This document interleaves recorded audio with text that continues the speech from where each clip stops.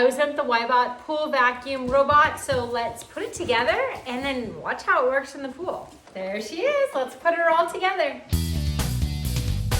This is the brush you have to install, and it just goes here on the bottom. So I flipped it over and just pushing it in place. So that was easy. Now we gotta attach this.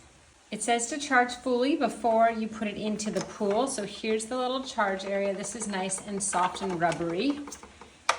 There's the cord, and we're just gonna pop that in.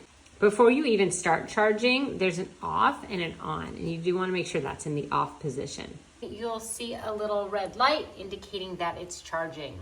Not a lot of directions on where to attach the float with the string, but I'm assuming it's right there. So that's where I'm gonna attach it. This is what the filter area looks like. Very nice, lots of space down there, so that's gonna be great. All right, you ready to do this? Let's go. We're gonna turn it to the on position, and then we have about 20 seconds to get it in the pool. And it's off. It has a 120-minute run time, which is great. Look at it crawling up the walls too. And it works for all shapes of pools, including irregular sized ones like we have. Here's the Osprey 300 Pro zipping around the pool at 4 times the speed, so it's been sped up. One thing that's really cool is when it is low on a charge, it will self-park near a wall so you can get it out of the pool easier. If you have something at the bottom like a pool toy accidentally left behind like my kids did, you can see it kind of pushes them around, but it's not scooping it up, so that's good.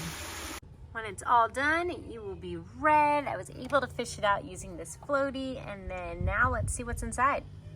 Okay, it finished up. Our pool's really clean right now, and I did notice it kind of wanted to stay in the deep end a lot, so not a ton, like a little bit of debris it caught.